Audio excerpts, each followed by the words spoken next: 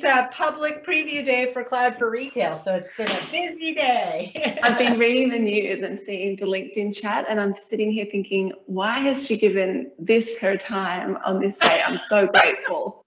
Thank you so much. Oh, it's a happy break. Well, congratulations. It's a super exciting day. I'm already recording, by the way, so okay, just don't mouth off on anybody or anything. My lipstick on.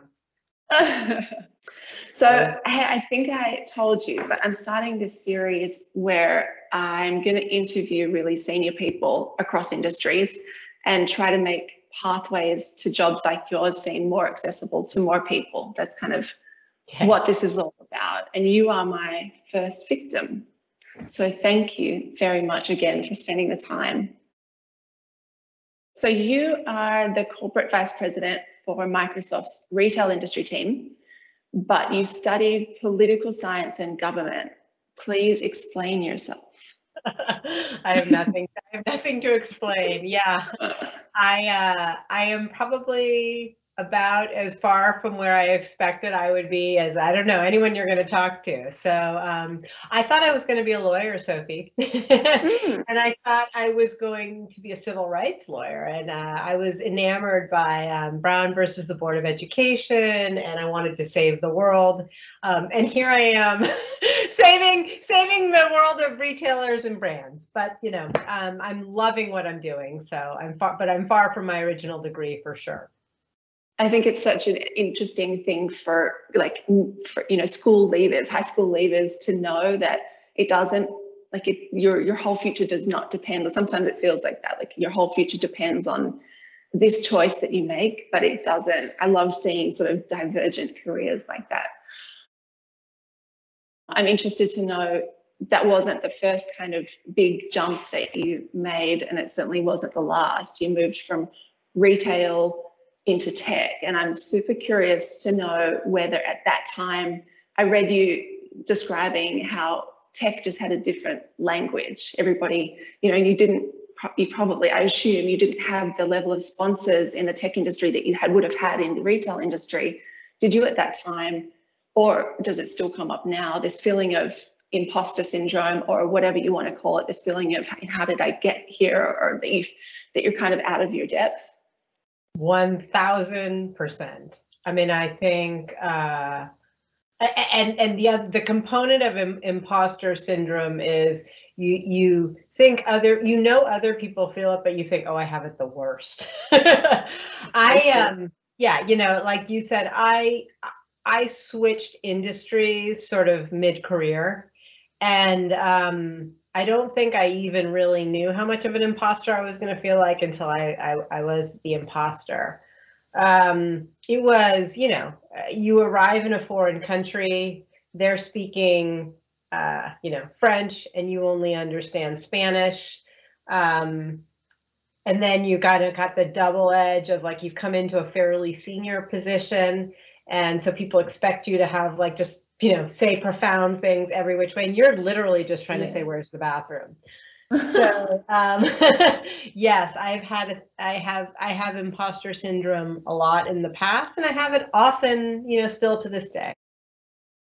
I met you when I interviewed for a role on your team, which didn't end up happening. I'm curious to know if there were any opportunities that might have felt disappointing for you at the time, but which ended up presenting, you know, completely different and wonderful opportunities for you in your career.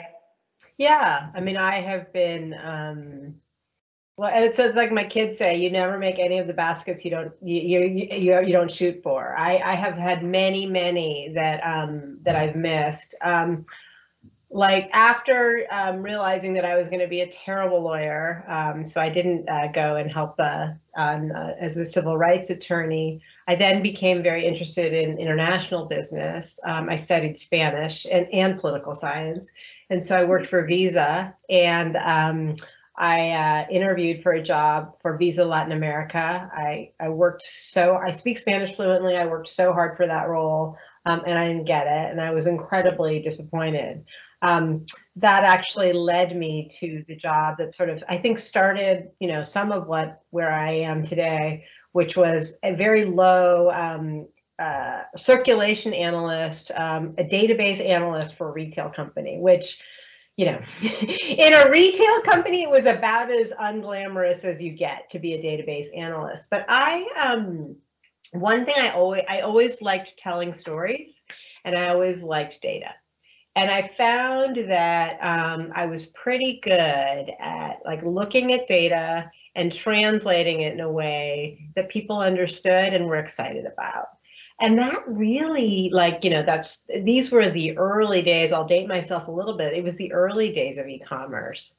And so, you know, the somewhat effective communicator who could look at the customer data, understand it, wanted to like spend time with the data scientists, wanted to build new capabilities in the technical part of the business that was like, you know, literally the redheaded stepchild of the company. Like that started this whole new opportunity for me. So I will say I've had tons of rejections and tons of bad meetings, but I do think, not to sound cliche, I do really think they propel you for what's next for you. I couldn't agree more, but I always love hearing about adversity of the people who we put on a pedestal like you. You know, we sort of see CVP like, God, everything must have gone right for that person to get where they are. And in actual fact, you know, it's exactly the opposite. I always love. I wanted to tell one story on that because, you know, when you reached out, it made me think about when I first joined Salesforce, which was a great experience, though I'm much loving Microsoft now. I was asked to present internally on the future of retail. I had been in the company for approximately 2 weeks. I barely knew where the bathroom was. I had only really, I'd spent 16 years at the Gap prior to that. And one of the things that I had always noticed when technology vendors came and, you know, called on me when I was at the Gap was I didn't love it when they kind of came in and said, here's the future of your business, because the reality is for most executives or most people working in companies, they sort of have a sense of where the future might be going. The hard part is actually how to get there. Anyway, I kept getting pressure to do this, to present about the future. And my first big meeting with the CEO, I did what people told me to do, which was present these 5 big trends. And about halfway through the presentation, I was like, you know, I had been doing like, you know, the Wonder Woman positions in the bathroom beforehand, get my testosterone up to really nail the presentation. First meeting with the big, you know, CEO. And about halfway through the presentation, he said, hey, Shelley, how much more do you have to present? And I said, I'm about halfway through my slides. He said, nothing you've said to me is at all interesting. Whoa. Which, you know, I literally wanted to crawl under the table. And but I'll tell you, he was right. It was boring and it was generic. And so then I had an opportunity later to go back and actually present what I thought was really going on in the industry, what was really hard, what were the problems I was facing. Everyone knew we were getting Amazon, you know, like like last mile delivery, the changing face of the consumer, the need to use your data. Everybody understood that. But what do you do about it? How do you help customers? And so I guess what I wanted to share is it was awful in the moment and embarrassing. And I thought I was going to get fired. But I did live to see another day. And then I went back and trusted my gut. And you know, I kind of kept moving along because of that. Okay, are you ready for your fast 5? Those are kind of the big topics that I wanted to cover. Now I've just got 5 very random quick questions for you. Of course. Okay, what's your go-to breakfast? It's awful to say, an apple and coffee with creamer, with French vanilla creamer. Oh la la, so fancy. What's something that breaks your heart when you see it? Homeless children. Oh, yes, that's a yes. Introvert or extrovert? Oh, I know I'm supposed to be fast. I'm a borderline. Yeah, I project like an extrovert, and when I do Myers-Briggs, I go between. But where I get energy is as an introvert. I need time by myself. Currently reading, watching, or listening to? Well, I'm not reading enough. We just finished binge watching Queen's Gambit, Oh, so and good. listening to I mean, everything Beyonce. I hate to say it, but I just love her. And Coldplay. Own it, love it. And Guilty pleasure. podcasts. I'm really, I moved in the middle of the pandemic, and so I'm really into Pivot, Kara Swisher and Scott Galloway, their podcast. I listen to it daily. Okay, good. I'm going to have to subscribe to those ones. Final one, guilty pleasure. So many guilty pleasures. Sitting in bed, scrolling through Instagram, having a bowl of ice cream on my bedside table. Oh, I'm going to try that later. That sounds amazing. All right, well, that's done. You did it. How do you feel? You're so easy. They're easy. Exactly. That's it. It's not, you guys aren't scary. That's the whole point, is I want to kind of break down some of those boundaries and make people feel like, okay, they're like me, I can do that. And so we have a bigger pool of people feeling like, anything is possible in their careers. So I really appreciate you taking the time. One last question before you go. Is there anybody that you'd like to say thank you to who's helped you in your career? I mean, I have to thank my family. My mom and dad and my sisters are the biggest cheerleaders. Like we talked at the beginning, today we're launching the Cloud for Retail. Like my parents are they've been in it, and they've supported me. And then my kids, I don't know how they put up with me, honestly. So I really want to thank my parents. I hope I can do as much for my children as they've done for me. Just always unconditional support. That is really sweet. You can send them this video. They'll love it.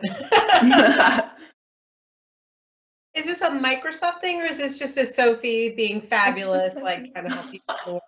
Yeah, it's a Sophie thing. I sort of took a week off recently and was able to think about stuff other than my job and what I'm passionate about and what I want to do. And that's just help more people, like I said, feel like anything's possible. And so I have the privilege of knowing so many inspiring people. So I figured that's something that I can do with my own two hands. So I think it's going to be really fun. Good for you. Good for you. Well, I mean, in all seriousness, if there's any way beyond this that I can help you, I just had this conversation with a friend. Like, I'm a helper too, and so anything I can do to help amplify this for you, let me know. Thank you so much. I really appreciate that, and I will let you know. And we'll get you on my team someday. Don't you? Like a little stalker. Yeah, it's coming. All right. All right. Love it. All right. Chat to you soon. Bye-bye.